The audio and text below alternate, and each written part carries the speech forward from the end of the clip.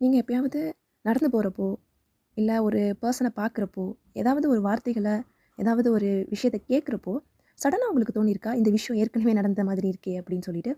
That's strange right? அந்த feeling தான் நம்ம என்னன்னு சொல்லுவோம்னா தேஜாவோ அப்படின்னு சொல்லுவோம். அதுக்கு பின்னாடி உள்ள ஒரு ஹிடன் ரீசன் என்ன அப்படின்னா, நம்மளோட பிரெயினோட மெமரி சிஸ்டம் தான். இது தேஜாவோ அப்படிங்கிறது அது ஒரு ஃபால்ஸ் ஃபீலிங் மாதிரி தான். ஆக்சுவலாக இது 60 to 70% ஆஃப் பீப்புளில் நம்மளால் பார்க்க முடியும்.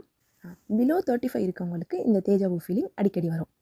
ஆக்சுவலாக இதுக்கு பின்னாடி உள்ள ரியல் சயின்ஸ் என்ன தெரியுமா? நம்மளோட பிரெயின் 2 ஸ்டெப்பாக ஒர்க் ஆகும். ஒரு விஷயம் நம்ம பண்ணுறோம் அப்படின்னா அந்த விஷயத்தை முதல்ல சென்ஸ் பண்ணும், அப்புறமா அந்த விஷயத்தை நம்ம மெமரியில் ஸ்டோர் பண்ணும். இது ரெண்டுமே ஒரு ஃப்ராக்ஷன் ஆஃப் செகண்டில் நடக்கும். ஆனால் இந்த தேஜாவோ வரப்போ மட்டும் நம்மளோட பிரெயின் இந்த 2 ஸ்டெப்பையும் ஒரே ஸ்டெப்பாக பண்ணும். வித்தின் அ மில்லி செகண்ட், ஒரு மில்லி செகண்ட்ஸ்குள்ளே நம்மளோட பிரெயின் அந்த எக்ஸ்பீரியன்ஸை, அந்த மொமெண்ட்டை ஸ்டோர் பண்ணி வச்சதுனால இப்போ நடக்கிற விஷயம் ஆல்ரெடி நடந்த மாதிரியும் ஏற்கனவே நம்ம மெமரியில் ஸ்டோர் ஆன மாதிரியும் நமக்கு தோணும். இது ஒரு சின்ன டைமிங் எரர் தான், மற்றபடி எந்த மிராக்கிளும் இதுக்கு பின்னாடி இல்லை.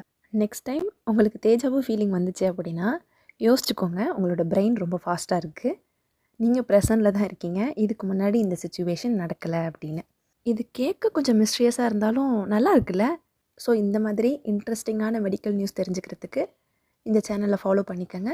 Until then, this is Madmavan signing off.